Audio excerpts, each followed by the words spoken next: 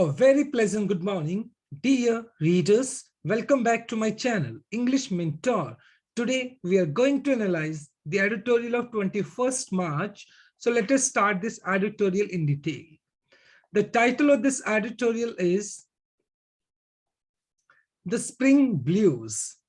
The Spring Blues का meaning जो होता है, ये एक Japanese proverb है, जिसका मतलब हो गया the best time of life, यानी जिंदगी का सर्वश्रेष्ठ समय.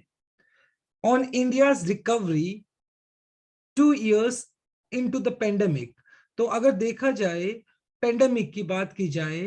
तो इसको ऑलमोस्ट 2 साल हो चुके हैं इंडिया के अंदर. और देखने वाली बात यह है कि क्या इंडिया पूरी तरीके से इस पेंडेमिक से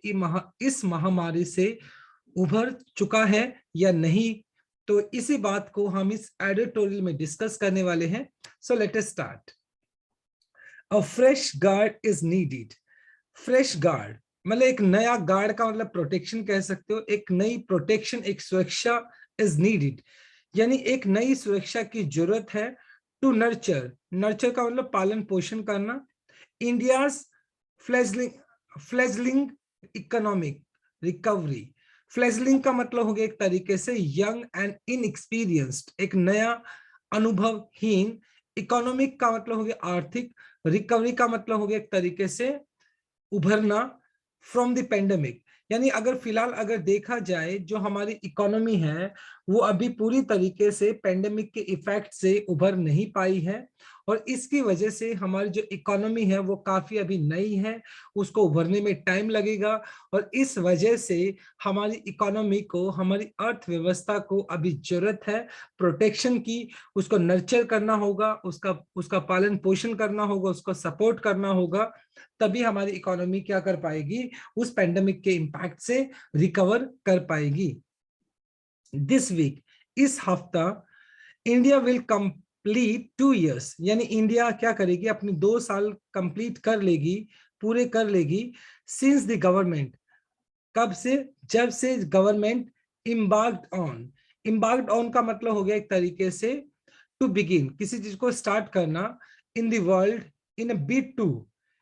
इन अ बिड का मतलब हो गया एक तरीके से टू एक्सप्रेस रीजन, यानी कोई रीजन बताने के लिए. तो इंडिया ने क्या किया था, इंडिया ने स्टार्ट किया था, बिगिन किया था. Now what is now consider, जिसको आप क्या कह सकते हो, जिसको आप फिलहाल सोच समझ सकते हो. द हार्सेस्ट, हार्स का मतलब बहुत ज्यादा कड़वा या बहुत बीटर कह सकते हो. एंड क्विकेस्ट का मतलब बहुत जल्दबाजी में लिया गया लॉकडाउन इन द वर्ल्ड. और इंडिया ने क्या किया था, अभी 2 मतलब अब क्या करेगी, आने वाले इस हफ्ते के अंदर इंडिया अपने 2 साल कंप्लीट कर लेगी, जब इंडिया ने क्या किया था, सबसे हार्श और क्विक लॉकडाउन क्या लगाया था. इस पूरी देखा जाए इंडिया के अंदर, पूरी ओवरऑल इंडिया के अंदर अगर देखा जाए तो ये लॉकडाउन लगा था in the world in a bid to. In a bid to का मतलब हो गया to express reason to block any entry points for the infectious कोविड-19 वायरस. और इंडिया ने क्या किया था, कंप्लीट लॉकडाउन इंपोज कर दिया था पूरी की पूरी इंडिया के अंदर, जिससे कि ये जो इन्फेक्टिशियस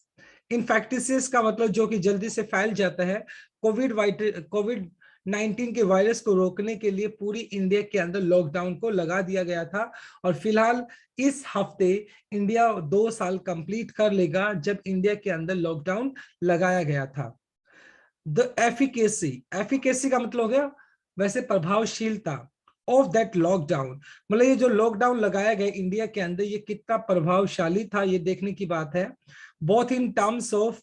कर्बिंग इन्फेक्शन रेट, क्या मतलब इससे जो कर्व का कंट्रोल करना, जो इन्फेक्शन रेट था, जिस इन्फेक्शन रेट से कोविड बढ़ रहा था, क्या ये जो लॉकडाउन लगाया गया, इस लॉकडाउन से इन्फेक्शन रेट में कमी आई, उसको रोका गया. एंड मोर्टेलिटी रेट, मोर्टेलिटी का मतलब मृत्यु दर, क्या लॉकडाउन की लगाने की वजह से मृत्यु दर के अंदर कमी आई. एंड अकम्पनिंग का मतलब हो गया टुगेदर, वैसे साथ. हार्डशिप का मतलब हो गया difficult time imposed on the population at that large. और जिस टाइम मतलब ये लॉकडाउन लगाया गया था तो इस एक बहुत बड़ी पॉपुलेशन है हमारी इंडिया के अंदर, तो उन सभी को क्या करना पड़ा, हार्डशिप, बहुत ज्यादा पेन, सफरिंग, दुख दर्द का उनको सामना करना पड़ा, क्योंकि एक बहुत बड़ी पॉपुलेशन के ऊपर जब लॉकडाउन लगाया गया तो उनके ऊपर एक तरीके से दुख दर्द को इम्पोज कर दिया गया, उनके ऊपर उड़ेल दिया गया, जिसकी वजह से कोविड की वजह से बहुत बड़ी पॉपुलेशन को क्या करना पड़ा, सफर करना पड़ा। Can be debated. और ये जो फिलहाल अगर देखा जाए, जो एफिकेसी ऑफ दैट लॉकडाउन, मतलब ये जो लॉकडाउन लगाया गया ये कितना प्रभावशाली था, इसके ऊपर क्या की जा सकती है, कैन बी डिबेटेड, इसके ऊपर बहस की जा सकती है at length, in detail. At length का डिटेल में इसके ऊपर डिस्कस की जा सकती है, क्या लॉकडाउन लगाना सही था, इतना लंबा लॉकडाउन लगाना सही था, तो इसके ऊपर क्या की जा सकती है, डिबेट की जा सकती है। There is, however, little argument over the massive economic cost for the country. हालांकि लॉकडाउन को लेकर अक्सर बहस की जाती है, लेकिन लिटिल आर्ग्यूमेंट यानी किसके ऊपर बहुत कम बहस की जाती है, ज्यादा बहस नहीं की जाती है, मैसिव, ह्यूज इकोनॉमिक, आर्थिक कॉस्ट, मतलब हमें आर्थिक, अगर देखी जाए एक आर्थिक जो कीमत हमें चुकानी पड़ी इस पूरे देश को, इंडिया को, इसके ऊपर बहुत कम बहस की जाती है। The reserve bank of India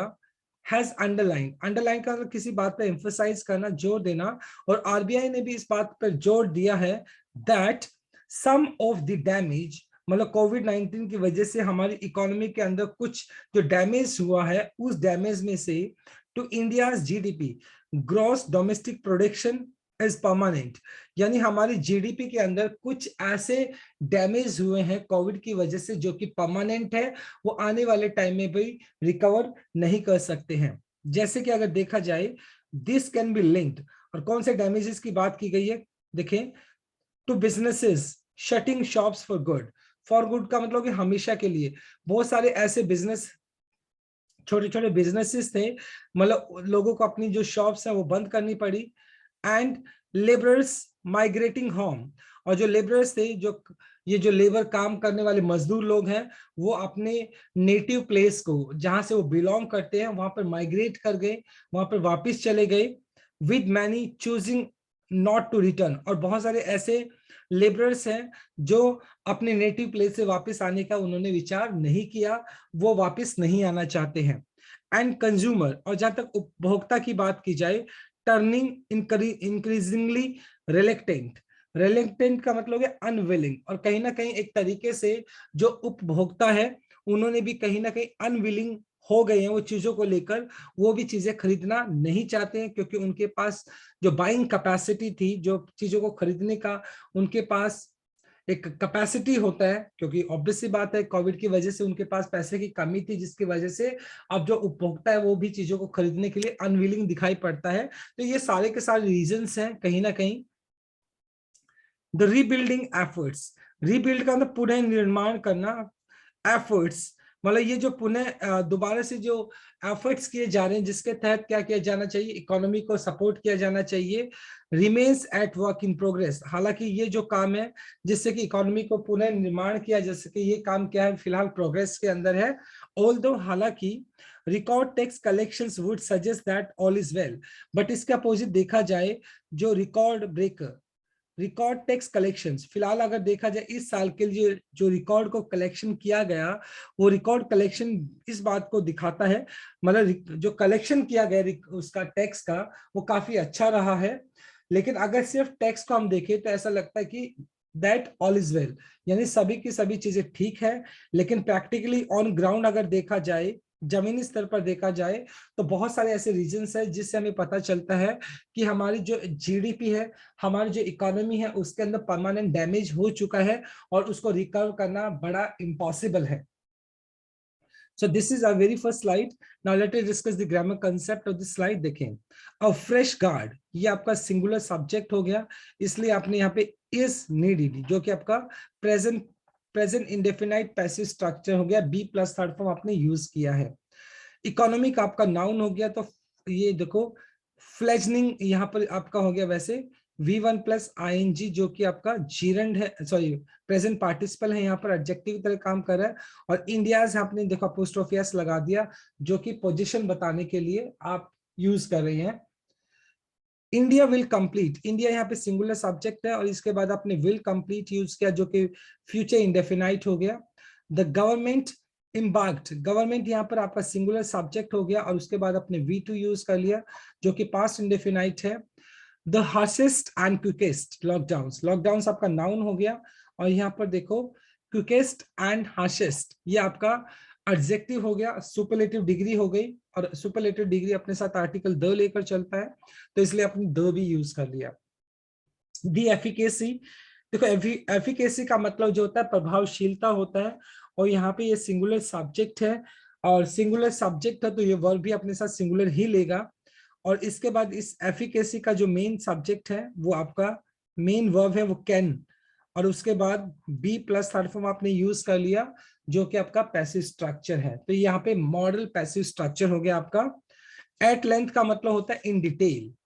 इसके बाद देखते हैं the reserve bank of India, ये आपका सिंगुलर सब्जेक्ट हो गया और उसके बाद हैज अंडरलाइंड जो कि आपका प्रेजेंट परफेक्ट है। प्रेजेंट परफेक्ट में हैज या हैव के बाद आप थर्ड फॉर्म यूज कर लेते हैं। This can be linked, this यहाँ पे सिंगुलर सब्जेक्ट है उसके बाद कैन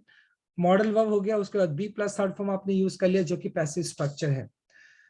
देखो द रीबिल्डिंग एफर्ट्स, वैसे एफर्ट की अगर बात करें तो सिंगुलर सब्जेक्ट हो गया आपका ये यानी नाउन है वैसे और रीबिल्डिंग आपका V1 plus ING present participle adjective है तो आपका सब्जेक्ट हो गया सिंगुलर इसलिए आपने सिंगुलर वर्ब यूज कर ली रिमेन्स, राइट। इसके बाद वुड सजेस्ट है, वुड आपका मॉडल वर्ब है और उसके बाद आपने सजेस्ट यूज कर लिया जो कि V1 है आपका। So this is a very first slide. Now let us move on to a second slide. Personal consumption, अगर देखा जाए लोगों का जो खुद का जो कंजप्शन है जो चीजों को कंज्यूम करते हैं राइट जो भी कंज्यूमर्स है जो चीजों को वो यूज करते हैं एंड एम्प्लॉयमेंट और खासतौर पर जो रोजगार ड्राइविंग, ड्राइविंग का मतलब हो गया रोजगार देने वाला, खासतौर पर रोजगार को देने वाला लोगों का जो कंजप्शन है और जो एम्प्लॉयमेंट देने वाला जो सेक्टर है कॉन्टेक्ट इंटेंसिव सेक्टर्स, यानी कॉन्टेक्ट इंटेंसिव सेक्टर्स में कौन कौन से सेक्टर्स आते हैं। हॉस्पिटैलिटी की अगर बात की जाए, ट्रांसपोर्टेशन की अगर बात की जाए, टूरिज्म की अगर बात की जाए, होटल एंड रेस्टोरेंट की अगर बात की जाए, एविएशन सेक्टर की बात की जाए तो ये सारे के सारे क्या आते हैं आपके कॉन्टेक्स्ट इंटेंसिव सेक्टर्स के अंदर आते हैं और जो कि एक बहुत बड़े पॉपुलेशन को एम्प्लॉयमेंट प्रोवाइड करते हैं। Remain below, unfortunately personal consumption हो या जो कॉन्टेक्ट इंटेंसिव सेक्टर्स के अंदर जो एम्प्लॉयमेंट देने की बात की जाए तो वो भी काफी हद तक कम रहा है बिलो प्री पेंडेमिक लेवल। अगर फिलहाल देखे जाए कोविड-19 से पहले का जो कॉन्टेक्ट इंटेंसिव सेक्टर का जो एक लेवल था वो अभी फिलहाल देखा जाए तो उस लेवल से काफी हद तक कम है। At the same time personal consumption भी कम है। Even as other macro metrics, देखो मैट्रोमैट्रिक्स का मीनिंग क्या होता है, a view across the entire organisation of function have surpassed, और जहां तक मैक्रोमैट्रिक्स की बात की जाए तो वो भी पार कर चुके हैं प्री कोविड परफॉर्मेंस। अगर मैक्रोमैट्रिक्स की अगर बात की जाए तो अगर उसको कोविड के साथ कंपैरिजन किया जाए, कोविड से पहले का जो दौर था और अभी फिलहाल का अगर जो दौर देखा जाए तो वो क्या है, जो मैक्रोमैट्रिक्स है वो कोविड के प्री परफॉर्मेंस दौर को भी क्या कर चुके, पार कर चुके हैं। Just as the virus appear to be easing, और जिस टाइम ऐसा लगा कि चलो भाई अभी कोविड का दौर जा चुका है, वायरस इतना ज्यादा अभी इन्फेक्टिशियस नहीं रहा है, इतना ज्यादा डेडली नहीं रहा है, और appear to be easing, easing का मतलब एक तरीके से वीक होना, कमजोर होना, और जब ऐसा लगा कि जो वायरस है अभी वो थोड़ा कमजोर पड़ चुका है, एंड ट्रिगरिंग हॉप्स, ट्रिगर का स्टिमुलेट करना, उकसाना, hopes for revival in consumers confidence, और कहीं ना कहीं जिस टाइम ऐसा लगा कि चलो अब जो कोविड का इम्पैक्ट है वो कम हो रहा है और जो कंज्यूमर्स हैं, उपभोक्ता है, वो कॉन्फिडेंस दिखा रहे हैं, वो खर्चना चाहते हैं, कॉन्फिडेंस दिखा रहे हैं चीजों के अंदर, और उसी वक्त अनफॉर्चुनेटली क्या हुआ, the Russia Ukraine conflict has throne up, और पिछले अगर देखा जाए 1 महीने के आसपास का टाइम हो गया है, रशिया और यूक्रेन के बीच में वॉर चल रहा है, और इस कन्फ्लिक्ट ने क्या कर दिया है, थ्रोन अप, फेंक दिया है, और फ्रेश चैलेंज, पूरी दुनिया के सामने एक बहुत बड़ा चैलेंज रख दिया है, चुनौती रख दी है, इंक्लूडिंग हाई कॉमोडिटी, क्योंकि जो अगर बेसिक चीजों की अगर बात की जाए, जो फंडामेंटल थिंग्स की बात की जाए, तो उनके सभी के प्राइसेस बढ़ चुके हैं। And crude oil prices, crude oil का कच्चे तेल के भी रेट्स है वो बढ़ चुके हैं। तो कहीं ना कहीं रशिया यूक्रेन के कॉन्फ्लिक्ट ने ग्लोबल इन्फ्लेशन को इम्पैक्ट किया है, और जो वैश्विक जो महंगाई है उसको ज्यादा बढ़ा दिया है। Health care cost are considered, और जो हेल्थ केयर कोविड की वजह से जो हेल्थ केयर जो हमारा सिस्टम था वो भी क्या हो चुका था, डैमेज हो चुका था बुरी तरीके से। और जो हेल्थ केयर जो सर्विसेज है उसकी जो कॉस्ट है आर कंसिडर अ की फैक्टर, ये एक मुख्य एक फैक्टर रहा, तत्व रहा for pushing several middle and lower income house holds का यहाँ पे फैमिलीज हो गए एक तरीके से बिलो द पॉवर्टी लाइन, गरीबी रेखा से नीचे। और हेल्थ केयर की वजह से भी, हेल्थ केयर जो कॉस्ट है उसकी वजह से भी जो मिडिल और लोअर इनकम जो फैमिलीज है उनको इस हेल्थ केयर कॉस्ट ने क्या कर दिया, गरीबी रेखा से नीचे धकेल दिया है। तो इनडायरेक्टली ये कहना चाहते हैं कि मतलब जो हेल्थ केयर जो क्राइसिस पैदा हुआ पेंडेमिक की वजह से, पेंडेमिक ने क्या कर दिया, जो लोअर अगर बात की जाए और मिडिल इनकम फैमिलीज की बात की जाए तो उनको पॉवर्टी लाइन के नीचे धकेल दिया है। While high inflation affects all the economic actors, अगर बात की जाए फैक्टर्स है ये, जबकि अगर बात की जाए हाई इन्फ्लेशन जो महंगाई की अगर बात की जाए तो इसने भी क्या किया, इकोनॉमिक के जो दूसरे फैक्टर्स है उनको बहुत ज्यादा इंपैक्ट किया है, उनको बहुत ज्यादा प्रभावित किया है। द रशियन यूक्रेन सिचुएशन, फिलहाल रशिया यूक्रेन के बीच में जो क्राइसिस बना हुआ है, जो एक युद्ध वाली एक जो स्थिति बनी हुई है, युद्ध चल रहा है उसके बीच में, हैज नॉट ओनली कैटापल्टेड, कैटापल्टेड का मतलब हो गया वैसे प्रोपेल करना, एक तरीके से पहुंचा देना gas oil coal prices higher. तो ये जो फिलहाल यूक्रेन और रशिया के बीच में जो वॉर की स्थिति है, वॉर चल रहा है, इसने क्या किया है, ना सिर्फ गैस ऑयल और कोल प्राइसेस के, कोयले के जो रेट्स है उसको बढ़ा दिया है, but also fertilisers, wheat, corn, seed oil. Fertilisers खाद हो गया वैसे, व्हीट गेहूं हो गया, कॉर्न मक्का हो गया, और सीड ऑयल जो है उसके रेट्स को भी काफी हद तक बढ़ा दिया है। तो कहीं ना कहीं रशिया और यूक्रेन की जो वॉर है इसने ग्लोबल जो इन्फ्लेशन है, वैश्विक जो महंगाई है उसको बहुत बुरी तरीके से इंपैक्ट किया है। अ सेक्शन ऑफ फार्मर्स, और जहां तक फार्मर्स के एक वर्ग की बात की जाए, एक ग्रुप की बात की जाए, ग्रोइंग क्रॉप्स जो कि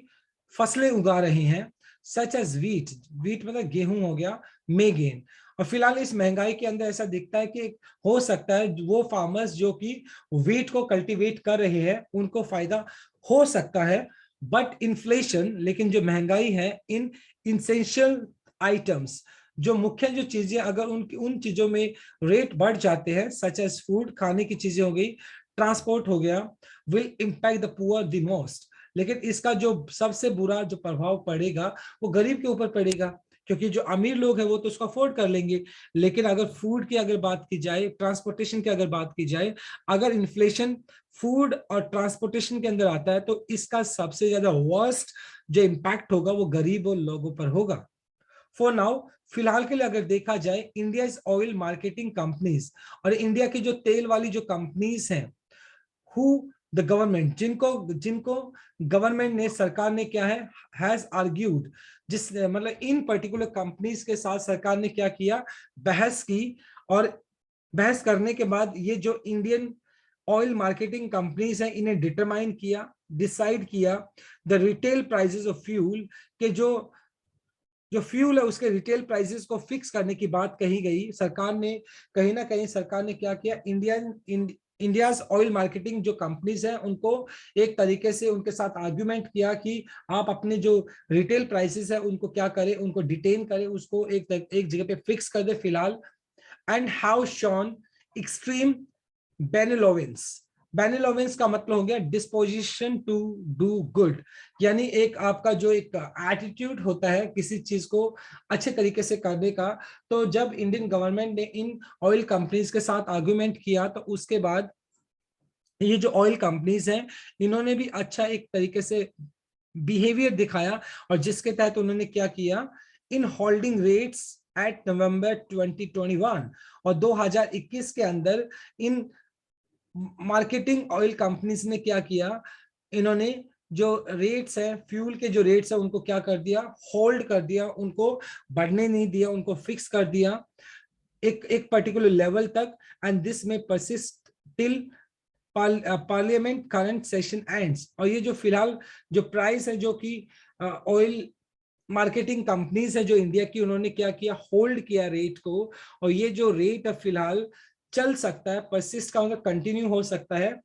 पार्लियामेंट करंट सेशन एंड्स, जब तक कि जो हमारा संसद का जो फिलहाल का जो सेशन चल रहा है, जब तक ये खत्म नहीं होता है, तब तक जो इंडियन कंपनीज हैं उन्होंने जो फ्यूल के जो प्राइसेस को होल्ड किया है, तो वो तब तक वो होल्ड रख सकते हैं जब तक कि ये संसद का ये जो सेशन है खत्म नहीं हो जाता है। So this is our second slide. Now let us discuss the grammar concept. देखें, सबसे पहले अगर बात की जाए सेक्टर्स, यहाँ पे आपका प्लूरल है तो यहाँ पे प्लूरल वर्ब अपने यूज कर ली, रिमेन। अदर मैक्रोमेट्रिक्स, देखो ये प्लूरल सब्जेक्ट हो गया, तो उसके बाद हैव सरपास्ड, तो आपने हैव यूज कर लिया, उसके बाद थर्ड फॉर्म यूज कर ली जो कि आपका प्रेजेंट परफेक्ट है। टू बी इविंग, देखो वैसे अगर देखा जाए टू बी आपका हो गया, टू बी आपका हो गया इन्फिनेटिव, और उसके बाद आपने इबिंग यूज कर लिया जो कि आपका हो गया प्रेजेंट पार्टिसिपल। इबिंग का मतलब ऐसे होता है वीकनिंग, कमजोर करना। इसके बाद देखो द रशिया यूक्रेन कन्फ्लिक्ट, ये पूरा का पूरा सिंगुलर सब्जेक्ट हो गया, सब्जेक्ट सिंगुलर है तो according to subject verb agreement आपका वर्ब भी सिंगुलर होना चाहिए, तो हैज थ्रोन, ये हो गया आपका प्रेजेंट परफेक्ट। हैज के बाद आपने थर्ड फॉर्म यूज कर लिया।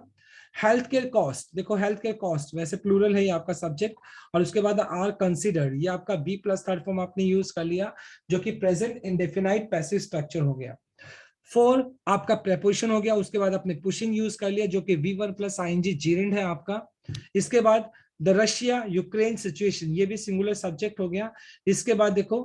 हैज, और हैज के बाद आपने थर्ड फॉर्म यूज किया। एट द सेम टाइम यहाँ पर आपने यूज किया है कोरिलेटिव कंजक्शन जो कि हमेशा पेयर में आती है, नॉट ओनली अपने साथ पेयर लेकर चलता बट ऑल्सो का। इसके बाद देखिए मे गेन, ये आपका मे क्या दिखा रहा है, ये पॉसिबिलिटी दिखा रहा है, ये आपका मॉडल वर्ब हो गया, उसके बाद आपने V1 यूज कर लिया। Then India's oil marketing companies, ये आपका प्लूरल सब्जेक्ट हो गया, और इसके साथ साथ अगर देखा जाए प्लूरल सब्जेक्ट है तो देखो यहाँ पर आपका ये आपका मेन जो वर्ब है हैव शॉन, ये क्या आपका ये प्लूरल सब्जेक्ट के साथ से आपने प्लूरल वर्ब यूज कर ली, right. At the same time देखो यहाँ पे गवर्नमेंट सिंगुलर सब्जेक्ट है तो यहाँ पे हैज आर्ग्यूड आपने यूज कर लिया जो कि प्रेजेंट परफेक्ट है।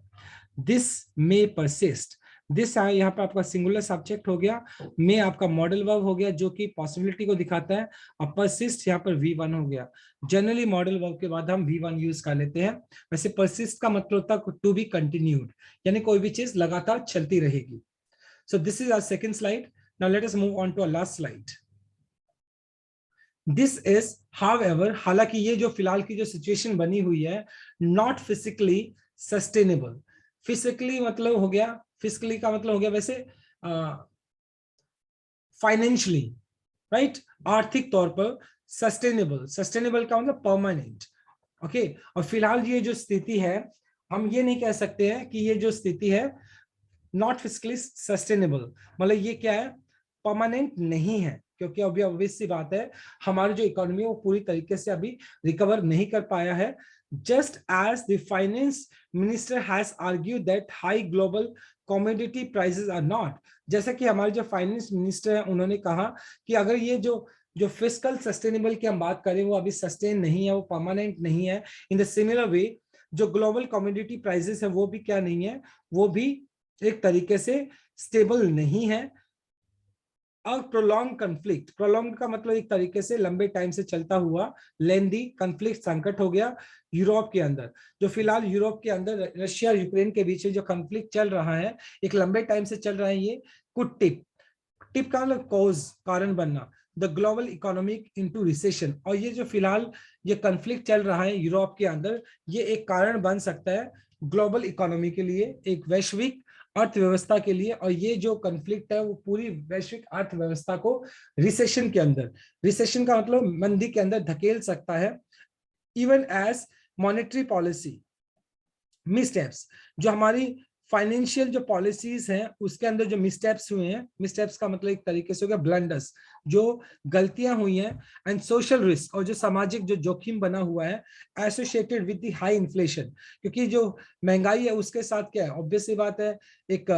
सोशल रिस्क बना हुआ है, एक सामाजिक खतरा बना हुआ है। एट द सेम टाइम हमारी जो मॉनेटरी जो पॉलिसीज है उसके अंदर जो खामियां रही हैं, ये क्या कर सकती है, could dampen the growth, dampen का मतलब डिक्रीज कर देना, ग्रोथ का मतलब विकास, तो ये फिलहाल क्या कर सकती है, हमारा जो विकास है उसको कम कर सकती है। Moody's investor service won last week, और जो मूडीज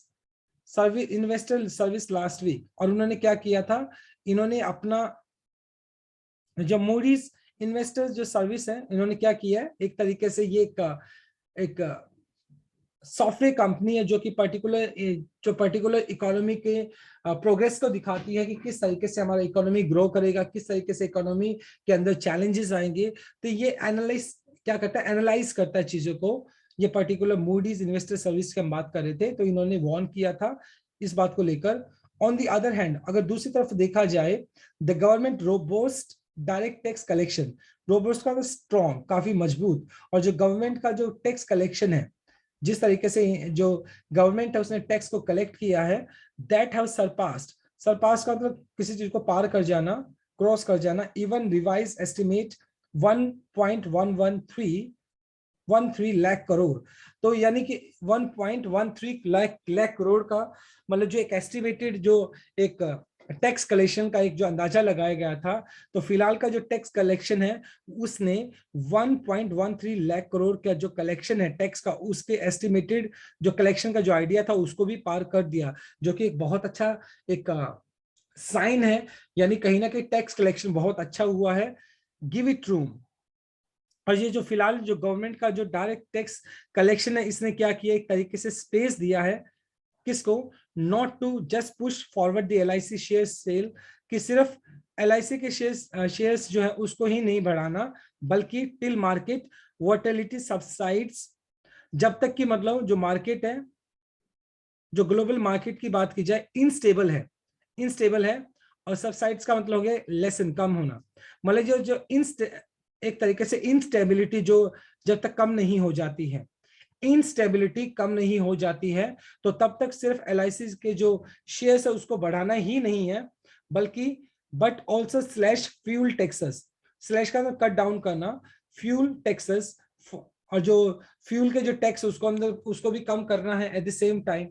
एंड कर्व का अंदर कंट्रोल करना अदर इन्फ्लेशनरी प्रेशर, और महंगाई को बढ़ाने वाले दूसरे जो फैक्टर्स है उनका जो एक प्रेशर बना हुआ है उनको भी कम करना है, expand the covid booster shots, और एट द सेम टाइम कोविड-19 का जो बूस्टर शॉट है उसके कवरेज को भी बढ़ाना है, यानी अब लोगों को बूस्टर डोज भी दिया जाना चाहिए, अनलेस, जब तक, कंडीशन को बताता है, पीपल गेट मोर सर्टेनिटी, जब तक कि लोगों को पूरा कॉन्फिडेंस नहीं मिल जाता, सर्टेनिटी नहीं हो जाती है about the pandemic end game, की जब तक लोगों को इस बात का विश्वास नहीं होता कि जो पेंडेमिक है वो पूरी तरीके से खत्म हो चुका है, and have some money in the hands, और लोगों के हाथों में पैसा नहीं होता है, इट वुड बी डिफिकल्ट, तो ये हमेशा मुश्किल ही रहेगा, टू स्पर का मतलब एक तरीके से स्टिमुलेट करना, उकसाना, consumption enough to reach the necessity level, तब तक मतलब ये जो लोगों का जो कंजप्शन है उसको उस एक लेवल तक पहुंचाना अपने आप में डिफिकल्ट होगा, क्योंकि लोगों के पास जब पैसा ही नहीं होगा खर्चने को, तो वो जो जो कंजप्शन है वो कैसे बढ़ सकता है, वो बढ़ ही नहीं सकता है, तो इस वजह से जो ऊपर बात की गई है वो सारी चीजों को क्या करना पड़ेगा, उनको कंसिडर करना होगा, एंड रिकवरी, और तभी हमारी क्या जो इकोनॉमी है वो रिकवरी कर पाएगी, कंजप्शन रिकवरी कर पाएगा, और रिवाइवल इन प्राइवेट इन्वेस्टमेंट, और सबसे जरूरी है रिवाइवल का मतलब है पुनः जीवन इन प्राइवेट इन्वेस्टमेंट, और जो निजी मतलब जो इन्वेस्टमेंट की अगर बात की जाए, जो प्राइवेट इन्वेस्टमेंट की बात की जाए, कोविड की वजह से उसमें भी काफी कमी आई है, और अगर हमें अपनी इकोनॉमी को रिकवर करना है तो निजी इन्वेस्टर्स जो है, प्राइवेट जो इन्वेस्टर्स हैं उनको क्या करना पड़ेगा, इन्वेस्टमेंट करना होगा, जिसकी वजह से हमारी इकोनॉमी क्या कर पाएगी, रिकवर कर पाएगी, right. So this is our third slide, now let us discuss the grammar concept of this slide. देखो द फाइनेंस मिनिस्टर यहाँ पे सिंगुलर सब्जेक्ट है, तो उसके बाद आपने हैज आर्ग्यूड यूज कर लिया जो कि प्रेजेंट परफेक्ट हो गया आपका, अ प्रोलॉन्ग कन्फ्लिक्ट, वैसे देखो कन्फ्लिक्ट आपका नाउन हो गया, तो प्रोलॉन्ग्ड आपका V3 हो गया जो कि पास्ट पार्टिसिपल एडजेक्टिव है। और देखा जाए तो अ प्रोलॉन्ग कन्फ्लिक्ट आपका सिंगुलर सब्जेक्ट हो गया। उसके बाद कुड टिप, मॉडल वर्ब आपने यूज कर लिया, उसका टिप आपने यूज कर लिया जो कि V1 है। वैसे टिप का मतलब यहाँ पे कॉज, कारण बनना हो गया। इसके बाद देखें मॉनेटरी पॉलिसी, मिसस्टेप्स, सोशल रिस्क, ये क्या है आपके, ये प्लूरल सब्जेक्ट हो गया। तो यहाँ पे कुड डैम्पन, कुड आपका मॉडल वर्ब हो गया, डैम्पन का यहाँ पर हो गया V1 जो कि आपका डैम्पन का मतलब होता है किसी चीज को कमजोर करना, रिड्यूस करना। इसके बाद देखें government ribose direct tax collections, ये दैट आपका रिलेटिव प्रोनाउन है। और दैट से पहले, रिलेटिव प्रोनाउन से पहले अगर कोई नाउन या प्रोनाउन दिया होता है तो वो आपका एंटीसीडेंट कहलाता है, और वर्ब हमेशा एंटीसीडेंट के हिसाब से यूज होती है। तो कलेक्शंस आपका प्लूरल है, तो देखो यहाँ पर आपने प्लूरल वर्ब ही यूज किया है, और हैव के बाद आपने थर्ड फॉर्म यूज कर लिया जो कि आपका प्रेजेंट परफेक्ट हो गया। उसके बाद अगर देखा जाए government robust direct tax collections, इसका जो सब्जेक्ट, ये तो सब्जेक्ट हो गया, इसका जो मेन वर्ब है यहाँ पर भी दिया आपका give it room. Not, not only और बट ऑल्सो का पेयर होता है जो कि आपका कॉर्लेटिव कंजक्शन होता है। अनलेस आपका एक कंजक्शन है जो कि क्या दिखाता है, ये कंडीशन को बताता है बशर्ते, ये नेगेटिव होता है अपने आप में। To spur, two plus V1 आपने यूज कर लिया जो कि इन्फिनिटिव केस है आपका। और वैसे स्पर का मतलब होता है स्टिमुलेट करना, उकसाना किसी चीज को, right. So my dear readers, this is all about from this article. Thanks for watching this video. Please do like, share, comment and subscribe to my channel. So tomorrow I'll continue with another article. Till then, bye bye, take care and have a nice day.